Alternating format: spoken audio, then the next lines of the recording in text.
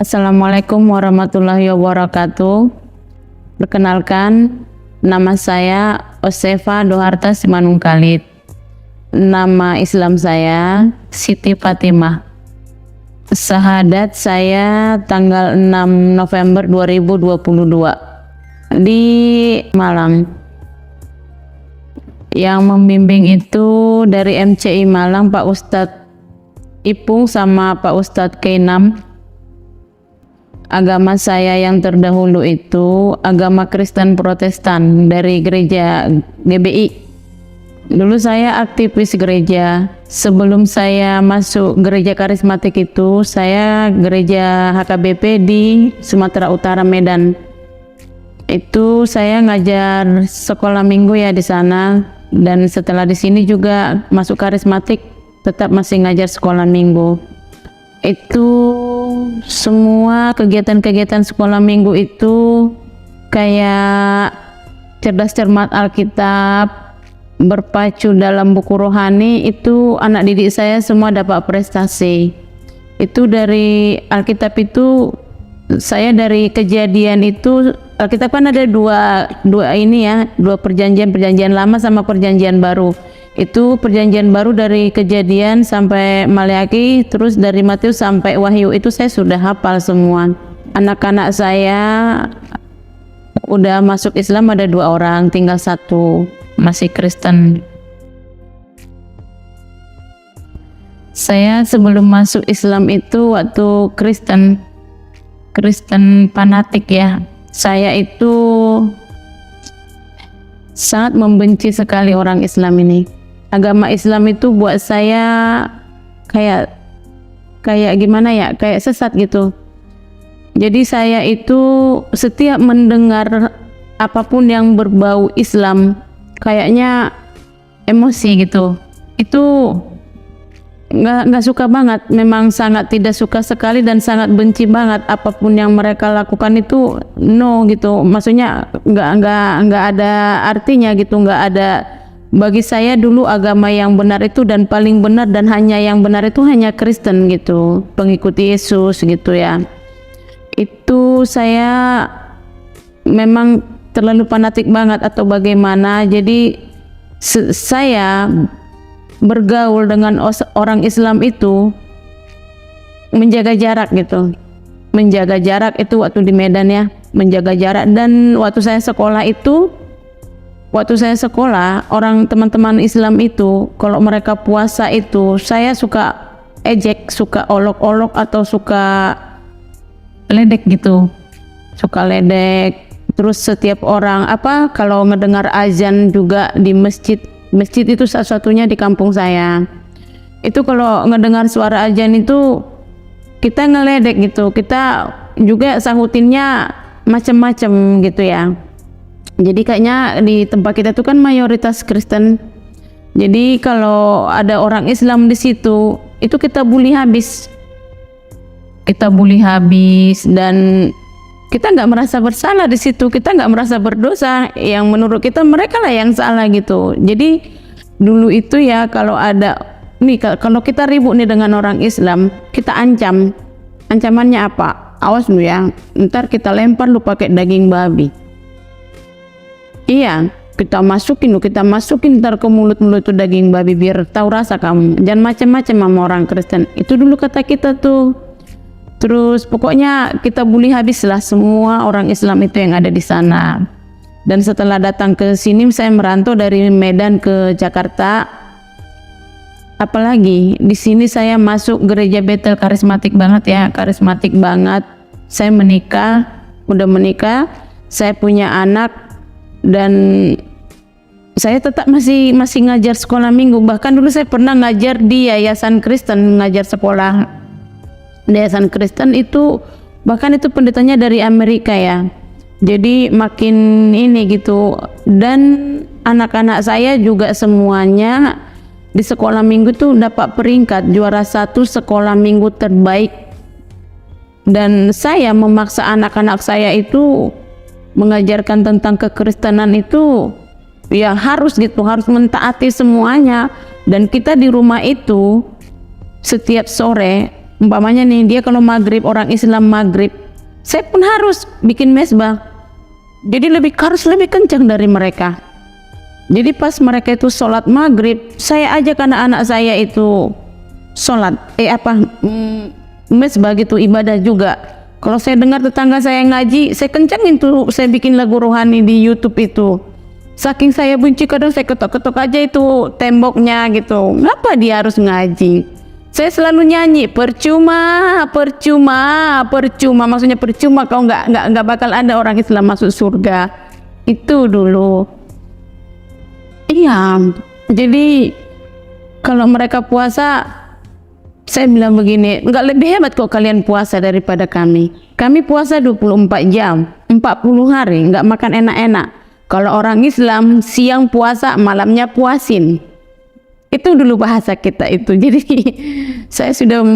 sekarang saya masuk Islam udah berdosa banget ya. Jadi dulu ya, waktu sekolah itu, kalau bulan puasa itu kalau lagi pas musim mangga, kan musim mangga itu musiman gitu. Jadi kalau lagi bulan puasa nih teman-teman kita yang Islam, kita suka makan mangga di depan dia tuh. Nih kita ledekin tuh ke hadapan dia. Nih enak nih, seger nih, ngapain kamu puasa nih? Makan aja mangga. Gak merasa bersalah kita. Kita ledekin aja, kita makan enak-enak. Kadang kalau di kampung saya kan bukan bakso, miso. Kita tarik tuh ke kantin. Kita makanin misop itu di depan dia. Jadi udah gitu kalau dia orang lagi sholat, kita bilang, ngapainlah kamu nungging-nungging? Kalau kentut yang di depan itu semua ke bawah, nanti yang di belakang itu kata kita coba. Terus kalau kita ke gereja, kita ajak dia, nah kayak gini nih, bukan ke masjid. Ke masjid kamu apaan? Kalau kita baru benar hari Minggu ke gereja semua. Lagian di masjid juga ngapain coba pakai sarung-sarung? Malulah nanti kalau kedodoran itunya itu saking ya Allah, ampun saya ya Allah. Iya, jadi kalau masalah pembangunan masjid, karena setahu kita ya orang Islam itu orang-orang miskin semua. Jadi yang kita tahu orang-orang Kristen lah orang yang kaya. Jadi kalau ada pembangunan masjid itu kata kita orang Islam itu miskin-miskin semua. Bisanya ngebangun masjid itu kalau ada sumbangan, minta-minta di jalanan. Coba orang Kristen bangun gereja hanya satu orang aja donaturnya, pengusaha langsung jadi gereja. Kalau masjid mah kalau nggak disumbangin sama pemerintah nggak bakal berdiri masjid. Itu kata kita. Jadi udah berdosa banget ya. Ibu tuh selain aktivis gereja, ibu juga fanatik ya? Fanatik banget saya, sangat fanatik sekali. Cuma kalau masalah daging babi, kita memang keluarga nggak begitu suka. Terus saya selain aktivis di gereja itu ikut muda-mudi di gereja itu kayak paduan suara gitu ya. Jadi teman-teman saya orang Islam itu, coba kamu orang Kristen kan suaranya bagus-bagus semua. Lihat orang penyanyi luar negeri, mana ada orang Islam kayak gitu. Suara orang Kristen itu semua bersih-bersih. Lihat kayak Mariah Carey. Itu kan kita contohkan kayak gitu. Terus di masjid itu kata kita begini, coba sendal dibuka-buka kayak gitu. Nanti kan pada diambilin orang, ditukar-tukar itu. Coba datang ke gereja itu datang ke masjid itu formalitas doang, hanya mau ngambil sendal aja. Coba kalau orang Kristen bisa masuklah sendalnya ke gereja, bisa masuklah sepatunya ke gereja. Gitu. Kalau di Islam mana ada begitu sekarang saya rasa gitu ya.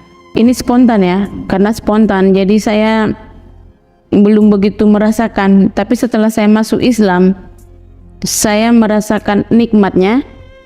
Nikmatnya itu begini, ternyata Islam itu mudah, tidak dipaksakan dan tidak berbelit-belit gitu. Jadi begini, saya dulu waktu di memang waktu di agama Kristen itu dulu apa yang saya ini mudah ya, maksudnya masalah materi. Justru dulu kita yang tapi gini, dari Kristen yang saya rasakan ke Islam ini berbalik 100% atau 180 derajat, berbalik total. Jadi perkataan saya dulu yang di Kristen itu berbalik sekarang ke saya. Jadi kepanatikan saya di Kristen itu sekarang jadi fanatik banget di Islam. Jadi yang saya rasakan di Islam ini ketenangan jiwa itu, damainya itu meskipun saya susah. Kenapa? Pak Ustadz saya ngomong, ibu kalau punya masalah ambil wudhu, sholat, bentangkan sajadah. Saya nyaman dengan sajadah itu. Jadi saya nggak perlu kemana-mana.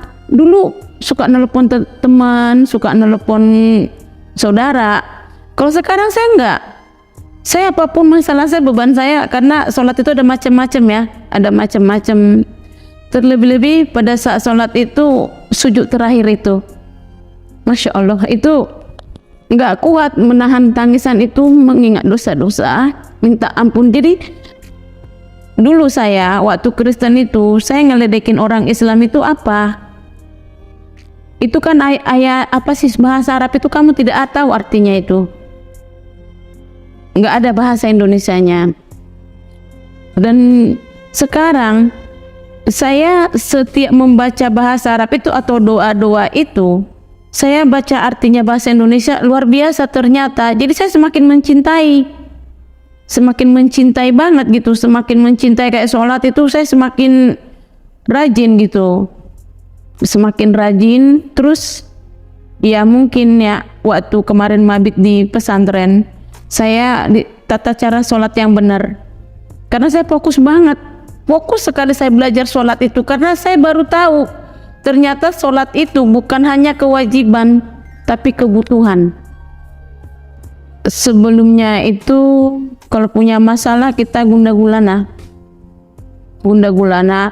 dan kalau umpamanya kita telepon sharing lah, namanya sharing sama pendeta ya, Pak Pendeta begini gini, ya udah ibu berdoa aja, hanya sebatas itu. Tapi semenjak saya masuk Islam, saya punya masalah nih, Ustaz saya tuh bilang, ibu doain aja, jangan dibalas, sepatah kata pun jangan balas, biarkan ibu, mereka mau menjolimi ibu, mau mencibir ibu, mau. Oh ya, ternyata di Islam itu damai gitu, diajarkan kedamaian, diajarkan bagaimana solusi untuk masalah gitu. Tapi tenang, nggak kerasa kerusuk, nggak arogan, nggak barbar gitu. Jadi saya merasakan lebih tenang, lebih damai semenjak saya masuk Islam, lebih segar mukanya gitu. Karena saya rasa ya siraman air wudhu itu panas kan ya, kalau kita emosi kan panas ya. Tapi kalau kita sudah ambil wudhu, kayaknya kalau udah disiram, Masya Allah, rasanya segar banget gitu. Semua disiram gitu di ini, rasanya segar banget. Tadinya amarahnya udah naik mungkin sampai ke langit ke-7 ya, itu langsung drop gitu. Jadi tenang banget, tenang dan percaya bahwasannya memang hanya Allah satu-satunya yang bisa menyelesaikan masalah kita. Jadi kata saya begini kemarin, kalau di Kristen menyampaikan firman ya pendeta lah, jadi itu harus punya sekolah, dia kayak sekolah apa namanya STT ya, sekolah apa tuh teologi ya. Jadi dia harus punya gelar, baru bisa dakwah, baru bisa khotbah, jadi baru bisa melayani gitu. Nah, jadi dia harus sekolah Alkitab dulu, kan ada juga sekolah Alkitab, sekolah Injil, sekolah ini segala macam kan gitu ada. Tapi yang kupelajari di agama Islam, enggak mesti harus sekolah, bisa dia dakwah. Yang penting dia bisa tahu Al-Quran. Dan orang yang belajar Al-Quran ini enggak harus sekolah tinggi, enggak harus sarjana, enggak harus sekolah Al-Quran. Kita mau tua mau muda, mau perempuan, mau lelaki, mau anak kecil, mau dewasa pun, yang penting kalau ada maunya belajar Al-Quran bisa. Itu jadi ternyata nggak perlu buang uang untuk belajar Al-Quran itu. Niat. Kalau di Kristen itu kan harus buang duit, harus sekolah, bahkan sampai ke luar negeri ya, ngambil apa sih untuk sekolah Alkitab itu, untuk pendalaman Alkitab itu gitu. Jadi harus ada sekolahnya, baru dia berhak untuk menjabarkan atau berdakwah kalau di Islam. Jadi saya merasa bersyukur sekali. Kenapa tak dari dulu? Ya Allah, saya Islam. Kerinduan saya itu, saya kalau lihat pendakwah perempuan itu, ya Allah, apa saya bisa kayak dia berdakwah? Akan saya saksikan semua gitu. Akan saya saksikan semua. Saya juga pengen gitu, orang-orang yang tidak tahu kebenaran, biar tahu. Bahkan di sini ada orang Batak, beberapa orang di sini yang sudah mualaf karena menikah. Saya ajak ikut pesantren, ikut pembinaan, biar tidak terbengkalai. Karena saya juga pengen mereka, saya sudah merasakan di pembinaan itu ya. Ya Allah, saya dibina dari Al-Quran, surat hadis itu luar biasa. Itu dari nol, dari zaman Nabi Adam itu dikulas habis semua. Jadi saya jadi tahu semua nabi-nabi itu apa, segala macam perjalanannya. Dan Al-Quran itu apa, surat hadis itu apa, saya udah tahu sekarang gitu. Jadi luar biasa memang. Sekarang saya tahu kebenarannya, yang benar mana, yang nggak benar mana. Jadi karena saya juga, saya selalu berusaha, ayo belajar, ayo meskipun hanya ikro ya, jujur ikro kita memang belum tamat, belum seberapa lah, tapi kita masih berusaha belajar terus. Bahkan bukan kita mau ujung, bahkan orang yang sudah berapa tahun masuk Islam, kita udah bisa lomba dia ikro itu. Jadi saya begini, saya orangnya penasaran. Jadi setiap hal yang saya pelajari itu semakin penasaran, saya semakin pengen saya tahu, pengen banget saya tahu gitu. Sama kayak sholat itu, kalau sholat subuh begini, kalau sholat zuhur begini. Jadi saya makin penasaran. Jadi saya, apalagi kalau zikir ya, kayaknya tenang benar hati. Ternyata begini zikir, artinya zikir itu ini gitu. Meskipun nggak fasih, saya nggak bahasa Al-Quran itu masih ini banget ya. Tapi alhamdulillah saya senang sekali kalau habis sholat itu selalu zikir gitu. Perasaannya waktu itu emosi bahagia. Ya Allah, saya menangis terharu. Itu menangis itu saya luar biasa sekali. Pas saya kayaknya tenang gitu. Gimana sih? Kayaknya plong kayak beban itu kerasa keangkat gitu. Loh kok begini? Pikir saya, loh emang selama saya waktu Kristen itu apa jadi beban? Pas syahadat itu disaksikan banyak orang, itu berapa ustadz di situ, yang ustadz yang dari Amerika yang mualaf, dia udah dibikin marga tobingnya, orang Batak juga, itu yang syahadatin saya. Itu luar biasa gitu. Saya melihat mereka semua itu di situ semua yang mualaf, orang-orang hebat loh. Lalu saya merasa, lah saya ini siapa gitu, kok mereka aja orang hebat aja percaya gitu. Jadi mereka aja cinta, apalagi saya gitu. Jadi saya merasa lebih tenang, dan saya merasa lebih berani. Nanti kalau saya pulang, saya waktu mau syahadat itu belum pakai kerudung. Selesai syahadat itu saya tidak buka kerudung. Dari turun dari bis, saya jalan sampai ke rumah itu, orang memperhatikan saya semua. Itu Mama Kevin beneran? Itu Mama Kevin beneran pakai kerudung? Sampai satpam di pabrik itu juga nanya, itu beneran kok pakai kerudung? Bahkan nyampe di rumah pun anak-anak saya terkejut semua, kok Mama pakai kerudung? Iya kan Mama Islam. Dan 4 hari setelah saya syahadat, saya putuskan untuk memakai hijab. Saya dagang dan di situ banyak sekali tragedi. Karena apa? Karena saya dagang nasi matang itu konsumen saya kebanyakan orang saya Sumatera dan orang Kristen. Dan mereka nunjuk-nunjuk saya, kok kamu pakai kerudung? Kamu udah gila ya? Masih lurus nggak ini? Masih waras nggak otakmu? Akal sehatmu masih ada nggak? Saya hanya nanya, saya kan orang Islam. Ya, saya harus menjalankan perintah Allah. Orang Islam itu kan harus pakai kerudung, harus menutup aurat. Seminggu setelah saya syahadat, saya ikut pengajian. Heboh semua. Sampai bikin status. Benar-benar heboh. Itu memakai pin beneran. Dan ada orang datang ke rumah, nanya, Mama Kevin, emang kamu benar tadi pengajian? Iya. Di mana? Di musola RT 2. Ini, di sini. Terus, kamu beneran? Bahkan yang orang Islam aja nanya, bukannya tadi kamu fanatik banget? Kok bisa? Kamu beneran nih masuk Islam? Kok bisa? Bukannya kamu anti sama orang Islam? Saya malu nggak? Tapi saya jawab apa? Bismillahirrahmanirrahim. Alhamdulillah. Bahkan saya datang ke masjid, ke musola ini pun pengajian, teman saya dagang, nanya 2 orang, ngapain kamu di sini? Saya mau nangis. Saya mau nangis. Saya bilang, kenapa kamu bukannya bilang alhamdulillah? Kenapa kamu nanya saya ada di sini? Banyak sekali yang orang Islam sendiri pun, kamu ngapain pakai kerudung? Ini benar nggak kamu nih?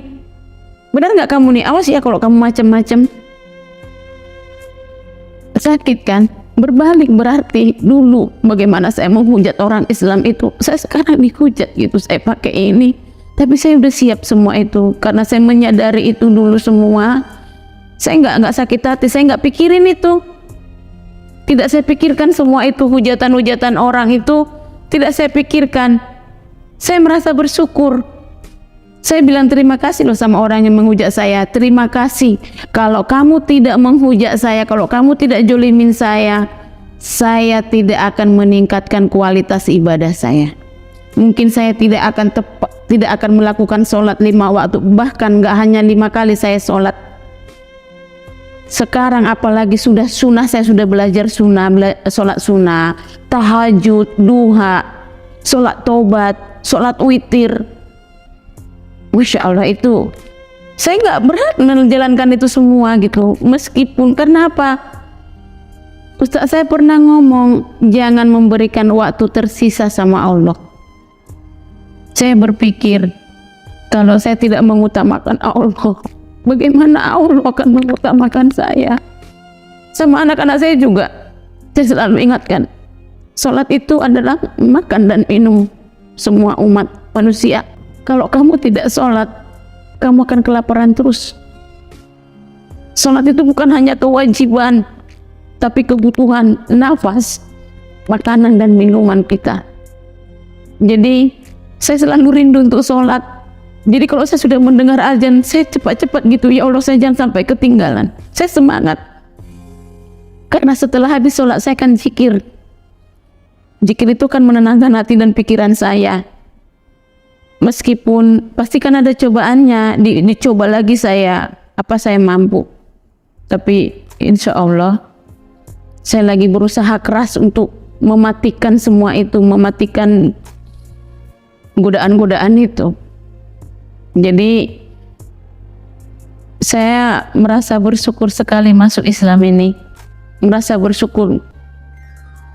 Saya beruntung sekali.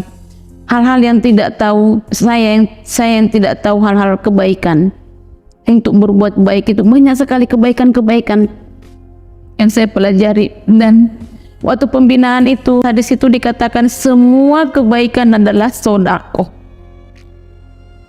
Jadi yaitu senyum juga sama orang sedekah. Jadi saya bersyukurnya dijolimin orang itu membuat saya makin semangat untuk ibadah, makin semangat untuk mempelajari ajaran agama Islam ini. Jadi saya seolah-olah gimana ya, dikepung sayanya, dikepung banyak orang untuk mendakwa saya, untuk menghakimi saya. Tapi luar biasa Allah itu, benar-benar luar biasa Allah itu melindungi saya, membela saya, menguatkan saya ya Allah.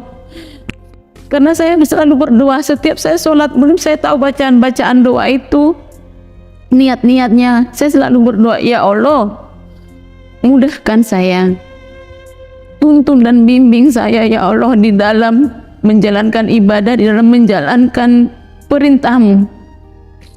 Saya dikatakan orang apa, percuma kamu ngaji, percuma kamu sholat, ya justru karena percuma itu sekarang maka saya sholat terus, maka saya ngaji terus, biar tidak percuma lagi.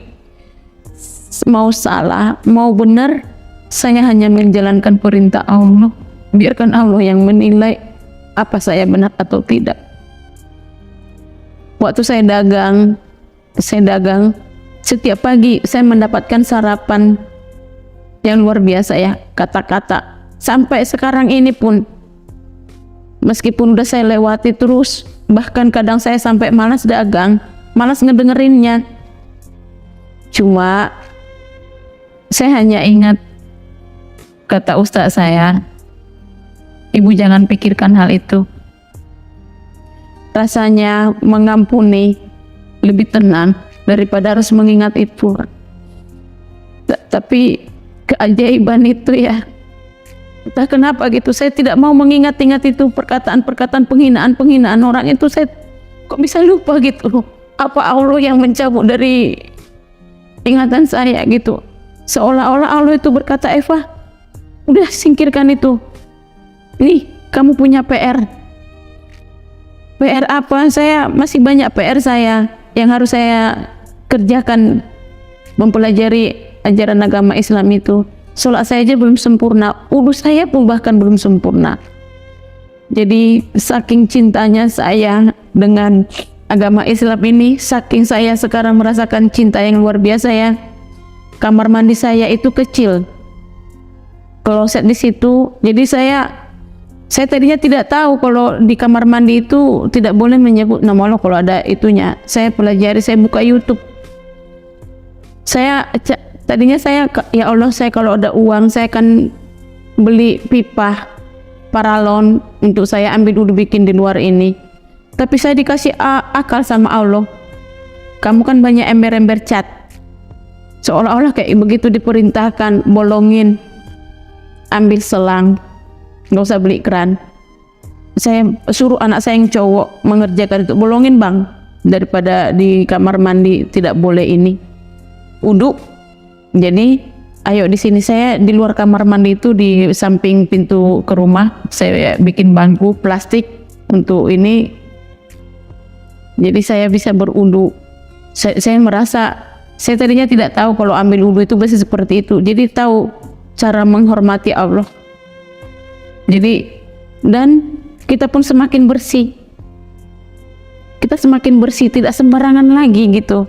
Jadi banyak hal-hal yang baru, hal-hal yang positif yang kita ambil dari ajaran agama Islam ini. Intinya saya sangat bersyukur dan saya sangat beruntung sekali masuk agama Islam ini. Yang paling berkesan buat saya adalah kebersamaan. Dan satu hal, ternyata Islam itu sangat peduli. Sangat peduli sekali. Mereka itu sangat peduli. Mereka itu gimana ya, memperhatikan kita luar biasa. Semuanya, semua mereka. Terlebih kemarin pas tim Dompet 2 pada datang ke rumah, mereka videoin semua. Tapi ini bukan menyangkut masalah materi saja ya, apapun gitu, apapun tentang anak-anak, semua mereka perhatikan. Jadi yang saya lihat, wah ini keluarga. Saya kehilangan keluarga, kehilangan banyak teman, tapi Allah gantikan berlipat-lipat ganda, bahkan melebihi gitu. Jadi saya mendapatkan keluarga yang baru, saya dirangkul gitu, apalagi di sini banyak memperhatikan saya ya tentang cara pakai kerudung saya diajarin, mereka tidak bosan gitu mengajari saya, mereka mendukung saya habis-habisan. Ada yang memberikan saya kerudung, jadi itu saya rasa adalah berbentuk kasih sayang, jadi berbentuk kepedulian ya. Jadi saya bersyukur ada keluarga baru gitu. Itu yang paling berkesan buat saya. Jadi waktu itu keluarga saya langsung telepon saya. Telepon waktu itu masih telepon ini ya, suara. Mereka menanyakan benar nggak ya, lalu mereka histeris menangis. Terus kok bisa, kenapa kamu, bukannya kakak itu adalah panutan kami. Itu saya langsung matikan telepon. Terus teman-teman saya yang Kristen juga ada yang kecewa, tapi saya yang beberapa orang yang sudah dewasa berpikir, saya mengatakan saya minta maaf kalau memang kalian tidak nyaman melihat saya seperti ini, tapi ini adalah hidupku, saya yang memutuskan apa yang terbaik buat hidupku, dan ini adalah jalanku, ini adalah takdirku. Jadi saya mohon setidak nyamannya kalian doain aja saya, biar supaya saya di agama saya yang sekarang ini lebih benar lagi, agar saya benar menjalankannya. Mungkin di agama saya yang dulu saya tidak benar, ya insya Allah di agama saya yang sekarang saya lebih benar lagi. Dan intinya begini, saya sudah pasrah, saya sudah serahkan semua dengan kehendak Allah. Itu saja. Mau bagaimanapun itu, apapun itu, saya tidak mau mengandalkan pikiran saya sendiri ya, berimajinasi sendiri ke depannya seperti apa, saya tidak mau. Intinya saya sudah serahkan semua sama kehendak Allah. Tuh, jadi ya pesan saya ke yang Islam dari lahir, ayo kita mari sama-sama menjalankan perintah Allah dengan benar. Kita sama-sama merangkul. Tapi kalau merasa kita untuk menyombongkan diri bahwa ibadah kita lah yang lebih benar, tidak ada ajaran agama Islam seperti itu. Karena di ajaran agama Islam itu tidak ada mengajarkan untuk menyombongkan diri, untuk bersifat angkuh, untuk meninggikan diri. Justru kita diajarkan untuk merendah. Jadi ayolah kita sama-sama berlomba berbuat kebaikan. Karena kan di ajaran agama Islam itu tidak diajarkan kita kebencian ya. Yaitu kita percaya sama Allah, karena segala sesuatu kan kita minta petunjuk sama Allah. Kita kan hanya menunjukkan kebenaran aja, kita bersaksi saja, menyaksikan bahwasanya di agama Islam itu, ini agama saya loh, bahwa orang Islam itu harus baik, harus rendah hati. Jadi kita apa yang kita pelajari, kebaikan-kebaikan ya udah itu aja kita tunjukkan ke mereka, biar mereka melihat bahwa agama Islam itu baik dan benar. Nah itu cara kita. Sebelumnya saya minta maaf kepada semua pemirsa dimanapun, di seluruh Indonesia atau dimanapun, dan juga kepada saudara-saudaraku, kepada sahabat-sahabatku, teman-temanku, bahkan tetanggaku semua. Sebelumnya saya minta maaf kalau ada hal-hal perkataan saya yang kurang berkenan, yang tidak berkenan, tolong dimaafkan. Dan tolong saya didoakan supaya lebih istiqomah, lebih benar menjalankan perintah Allah dengan benar. Saya juga mengucapkan terima kasih banyak buat pemirsa semua yang sudah menonton acara ini. Semoga kita diberkahi oleh Allah Subhanahu wa taala dan diberkahi. Amin ya rabbal alamin.